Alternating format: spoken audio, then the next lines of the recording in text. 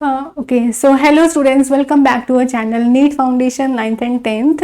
जितने भी new students हैं सबसे पहले आपको एक काम कर देना है। और क्या काम करना है, हमारे वीडियो के नीचे इस तरीके से आपको एक सब्सक्राइब का ऑप्शन मिल रहा होगा, उसे आप क्लिक कर दो। क्लिक करने के बाद में आपको बेल आइकन पे साइड में ही ऑप्शन मिल रहा होगा, उस पर क्लिक कर दो। एंड क्लिक करने के बाद में आपको क्या करना है, ऑल पे सिलेक्ट कर देना है।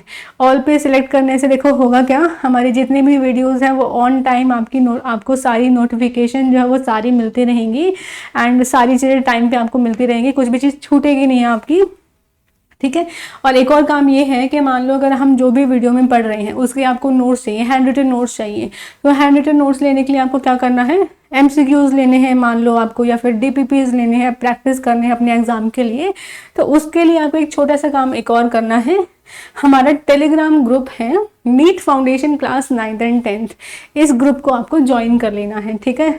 लोगो देख लेंगे कैसा लोगो है, नीट फाउंडेशन इस तरीके से लोगो दिखाई देगा, उस पर सिंपल आपको ज्वाइन कर लेना है, ठीक है। उसे ज्वाइन कर लेना ग्रुप को, ताकि सारी चीज़ें ऑन टाइम आपको मिलती रहे, कोई भी चीज़ आपकी बचे ना, सारी चीज़ें आपको टाइम पे मिलती रहेंगी, ठीक है। तो आज हम देखो, आज का हमारा टॉपिक क्या है, आज हम क्या पढ़ने वाले हैं उसके बारे में हम देखते हैं। तो आज हम क्लास 9th का एक चैप्टर कर रहे हैं। क्लास 9th में साइंस का फिजिक्स का एक चैप्टर है हमारा। चैप्टर कौन सा है, वर्क एंड एनर्जी। तो वर्क एंड एनर्जी के बारे में आज पढ़ेंगे। और आज का हमारा टॉपिक क्या है, रेट ऑफ डूइंग वर्क, ठीक है। वर्क हमने पढ़ लिया क्या होता है, एनर्जी हमने पढ़ लिया क्या होता है। अब रेट ऑफ डूइंग वर्क, या फिर इसी को हम क्या बोल सकते हैं, रेट ऑफ एनर्जी कंज्यूम्ड, ठीक है। ये जो चीज है रेट ऑफ डूइंग वर्क, ये है क्या, इसके बारे में आज हमें पढ़ना है, ठीक है। अब देखो लास्ट क्लास में हमने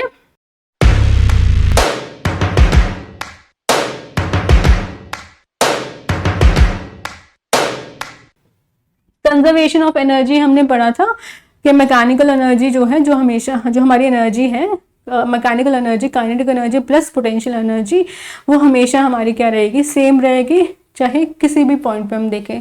तो उसका एक एग्जांपल भी हमने लिया था, point A, point B and point C, है ना।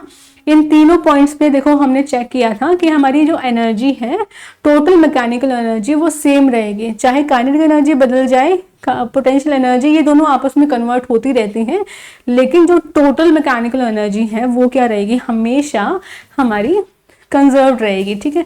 तो अब इसके बाद नेक्स्ट टॉपिक जो आता है वो हमारा क्या आता है, रेट ऑफ डूइंग वर्क।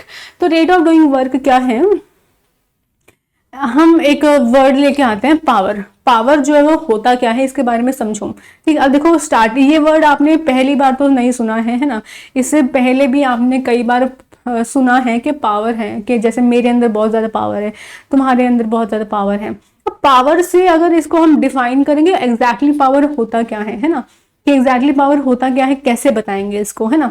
तो यहाँ पे देखो एक एग्जाम्पल आपको छोटा सा समझना है, सोचना। एक एग्जाम्पल, मान लो एक पर्सन है ए, आपका फ्रेंड है, वो एक छोटा सा काम करने में बहुत ज़्यादा टाइम लगा रहा है, और वहीं पे आप हो कि आपको एक काम करना है, चाहे कितना भी काम हो वो आप थोड़े से टाइम में काम कर दो, कंप्लीट कर दोगे, है ना। तो यहाँ से देखो दो चीज़ें आई, अगर सेम काम है, मान लो अगर किसी काम को करने में ज़्यादा टाइम लग रहा है, और दूसरा काम क्या है, दूसरा केस क्या मान सकते हो कि सेम काम है, उसको करने में टाइम कम लग रहा है, तो टाइम के हिसाब से ही हम क्या कर सकते हैं, पावर को डिफाइन कर सकते हैं।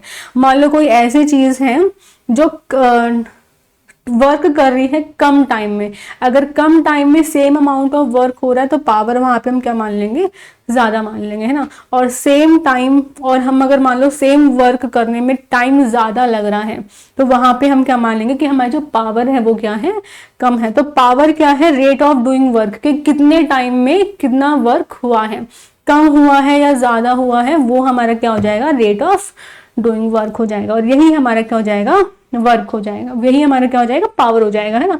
तो पावर को हम देखो, हम सिंपल डिफाइन करेंगे, दो तरीके से हम डिफाइन कर सकते हैं, वर्क के बेसिस पे इसको डिफाइन कर सकते हैं, या फिर इसी को हम एनर्जी के बेसिस पे भी कंज्यूम कर सकते हैं। तो दोनों के हिसाब से देखेंगे, देखो तो पावर क्या होगा, it is defined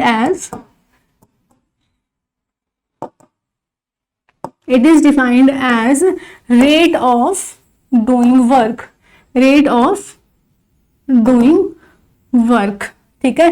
rate of doing का वर्क का मतलब क्या हुआ, कितने टाइम में कितना वर्क किया गया है, कम टाइम में ज्यादा वर्क किया है या ज्यादा टाइम में कम वर्क किया है, ये क्या हो जाएगा हमारा वर्क हो जाएगा, ये क्या हो जाएगा हमारा पावर हो जाएगा। तो पावर हमारा देखो क्या होता है, वर्क अपॉन टाइम। ठीक है, ये फॉर्मूला आपको याद रखना है, पावर हमारा क्या होता है, वर्क अपॉन टाइम।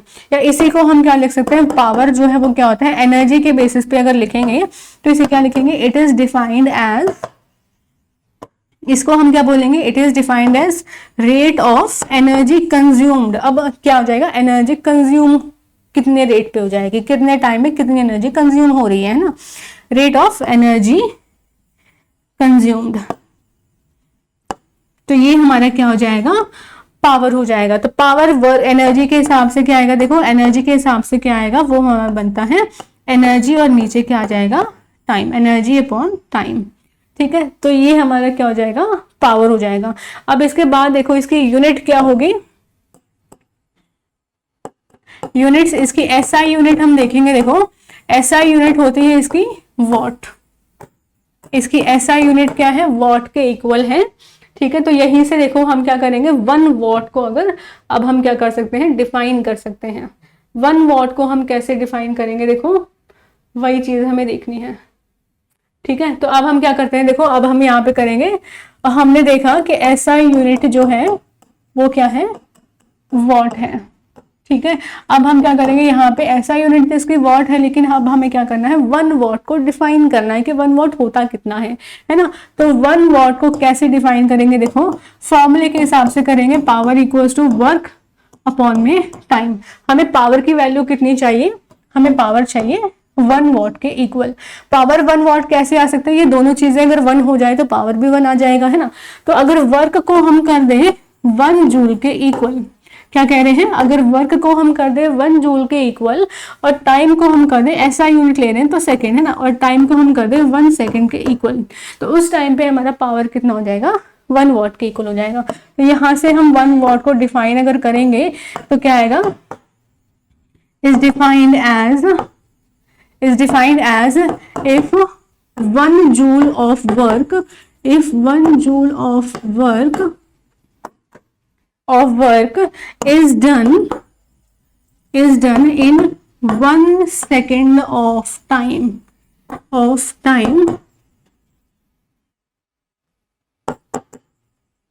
ठीक है। तो यहां से देखो 1 वॉट की डेफिनेशन आ गई। 1 वॉट कितना है, अगर 1 सेकेंड के टाइम में, ध्यान से सुनना है, अगर 1 सेकेंड के टाइम में 1 जूल का वर्क हो जाए, अगर 1 सेकेंड के टाइम में 1 जूल का वर्क होता है तो उस केस में हमारा पावर कितना हो जाएगा, 1 वॉट के इक्वल माना जाएगा। ठीक है, या फिर इसी को हम एनर्जी के हिसाब से भी बोल सकते हैं, अगर 1 सेकेंड के टाइम में 1 जूल की एनर्जी कंज्यूम हो जाए उसे हम क्या बोलेंगे, 1 वॉट के इक्वल बोलेंगे, है ना। तो यहाँ से हम एनर्जी के बेसिस पे भी इसे बोल सकते हैं, 1 watt is defined as if 1 joule of energy is consumed कितने टाइम में, in 1 second of time,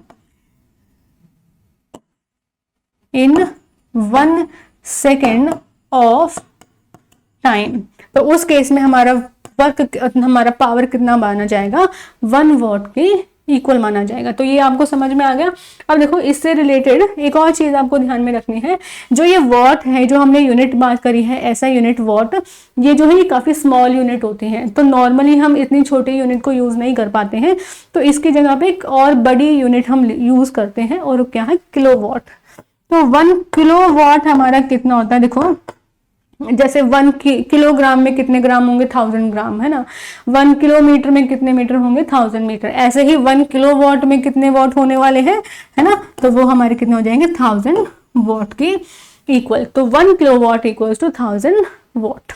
ठीक है, अब यहाँ पे देखो इसके बाद नेक्स्ट आता है, एक क्वेश्चन करेंगे इससे रिलेटेड। देखो क्वेश्चन क्या है, 2 गर्ल्स, 2 लड़कियां ली गई हैं, ईच ऑफ वेट 400 न्यूटन, दोनों का वेट कितना दिया गया है, 400 न्यूटन दिया गया है, climbs up rope through a height of 8 metre. तो वो दोनों लड़कियां जो है एक रोप को चढ़ रही है जिसकी हाइट है 8 मीटर तक की हाइट है। तो वो रोप जो है दोनों को क्लाइम करनी है। We name one of the girls A and the other B. तो एक लड़की का नाम ए है, दूसरी का बी है, तो दो केस बन जाएंगे ए एंड ये दूसरी बी। ठीक है, दूसरी आ गई बी।